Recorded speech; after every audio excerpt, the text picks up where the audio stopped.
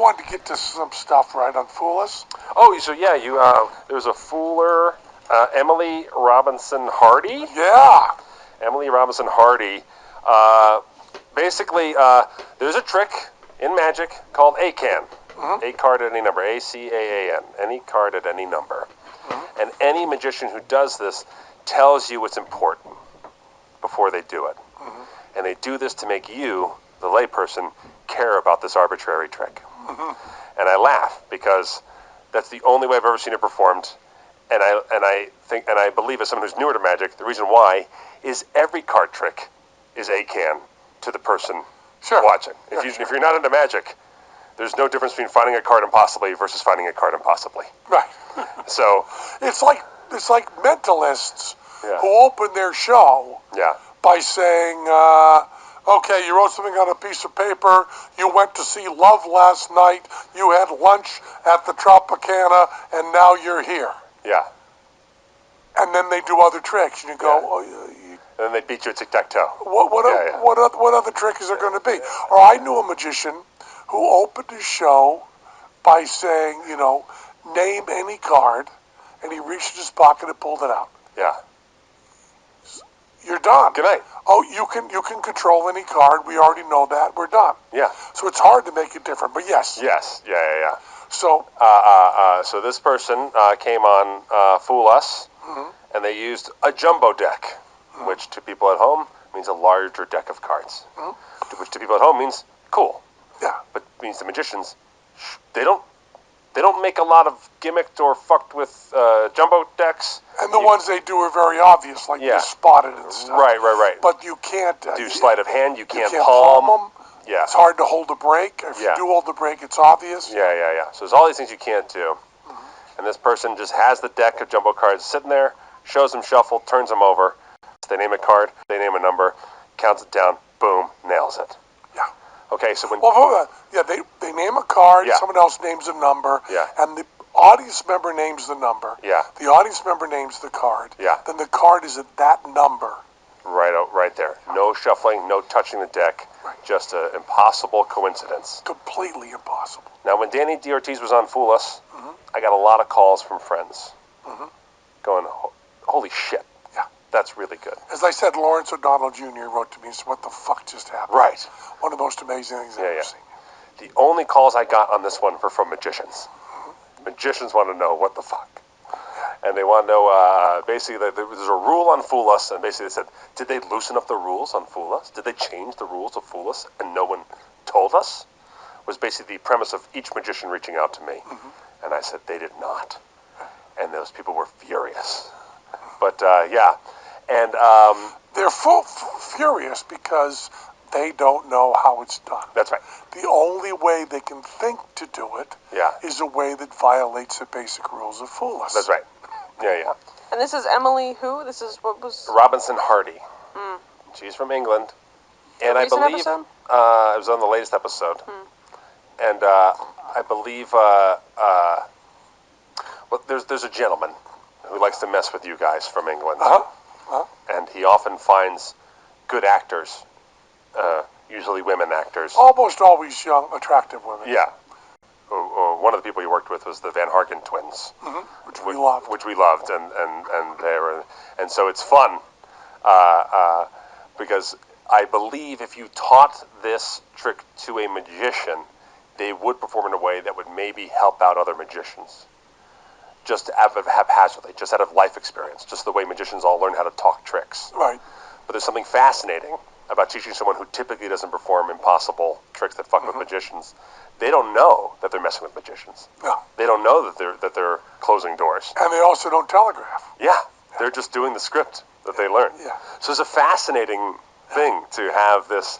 Yeah, it's like getting an actor to win the Olympics. Yeah. How'd you do that at pole vaulting? I don't know. I just did what I was told. The guy told me if I use this pole and hop over there, then I would do the thing. Yeah. But we've been working our whole life, and we can't pole vault that high. Yeah, I guess, I don't know. The guy trained me well, I guess. And I do know the method, and I now know the method. It fooled us, but the method is brilliant. Yeah, it's absolute That's the thing. I want to bring it up on there because the next line was like, then Penn must have been pissed. Oh, Penn was thrilled. When I found out how it was done. Yeah. And the thing is, I had the piece of information that I needed to figure this out. I was so much closer to it than Teller. Oh, okay. Much closer. I was knocking on it and did not get it. It was a sincere, righteous fool, which, by the way, I'll add this again, they all are. Right. We don't, some of them don't feel they land as much. Some of them we feel like afterwards a little bit queasy about, but we don't ever lie about it. Yes. But sometimes it is a solid, righteous, oh my fucking God. And that's what this one was. Yeah. It was one that once you hear how it's done, you just go, man, that's the reaction. You know, and it's In that same exact tone and voice. exactly, for me. Yeah. And I was just blown away by it, and it was just great. And I love the fact that magicians' cute little way of saying that's a great trick is you cheated. Yeah. That's their cute way of saying it. It's so fascinating. I mean, I think because I'm always going to be the new guy in every conversation with magicians. You know, I've started so late that I don't feel the need to go like, well, I have this one. You know, I really just say I'm still the easiest guy to fool in the world. All I would do is hand out trophies if I were hosting the show, that kind of stuff. But it is interesting the lengths magicians go to tell you they're fooled by simply being outraged about technicality of the show. I know. Yeah. They're not able to simply say, that was a great trick. Yeah. Fool the shit out of me. Yeah, that's a great trick. Fool the shit out of me. And that's the way, by the way, that's the way you could tell a really, really pro magician. Yeah. For instance, Johnny Thompson. Yeah. If there was a trick that fooled him. Yeah. Would say, that sure fooled me. Close is always, in rehearsals, bold to be like, great, I have no clue how you did that. Yeah. Let's talk. Yeah. Just so I know for the show how we're going to play it. Yeah. But, and then, of course, does it always privately and all that stuff. And Close also in our earpiece is always really funny when he goes, don't feel bad, fooled me. Fuck you, Close. Fuck you. And then you'll go, really? That's the other one he goes, really? You don't? Okay, I didn't expect, good. Fuck you, Close. Fuck you. But that's a really good, and you know the method, right? I do. Yeah. So smart.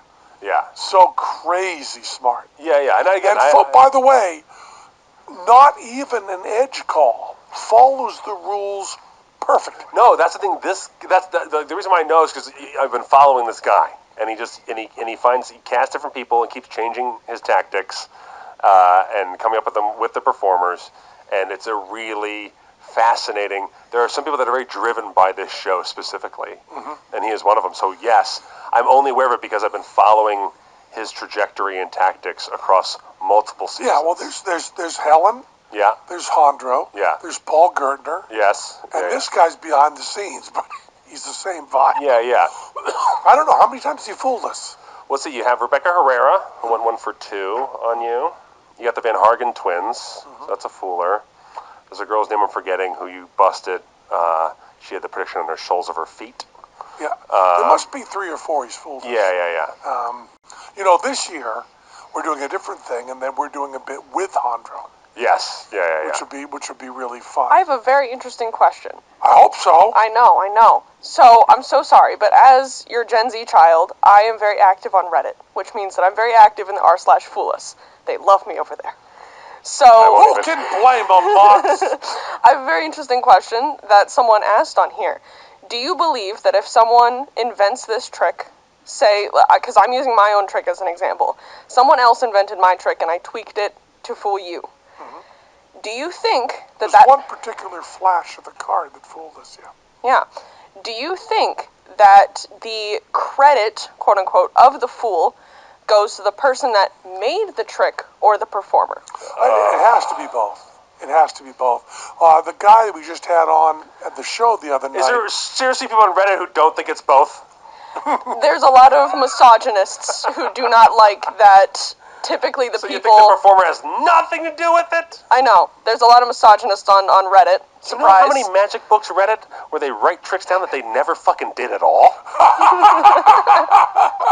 They just said, I've done this, and lied, and just wrote a bunch of shit that someone should do to their body and jackets and pockets that they never even fucking did at all?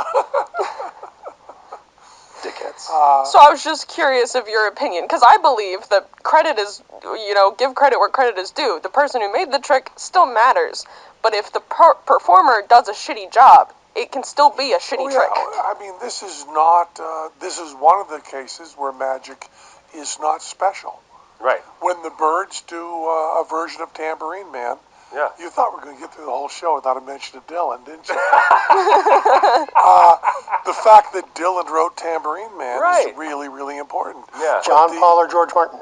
Was that? John Paul or George Martin? Exactly. Yeah. Yeah, and then if they give them a Grammy, do they go like, we can't. We can't. Only Dylan should get this Grammy. We should never. Wait, now they put it that way.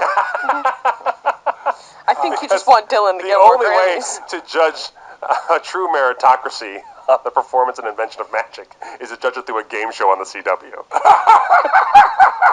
That's where we should spend all of our time. Exactly. Making sure that the Library of Congress covers the annals of history of Fool Us. There was a time when Teller, on a fucking arm chopper, got himself tangled in knots trying to make it more complicated. Right. Sometimes Teller and I fool ourselves. Right. We just think it can't be this, it must be that. Right. And we get into doublethink and you know. And for Emily's trick in particular, for someone as knowledgeable as Teller, the amount of different versions of any card, any number, he must be recycling through his head. I mean, he must know 100 versions of that trick. Sure.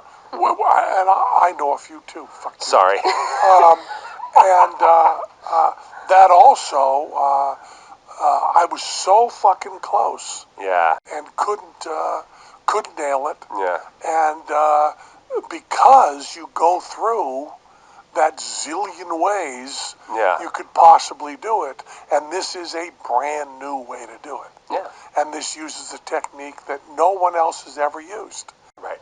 And it just totally fucked our shit. And that was Penn Sunday School. That was Penn Sunday School. Cha-cha-cha.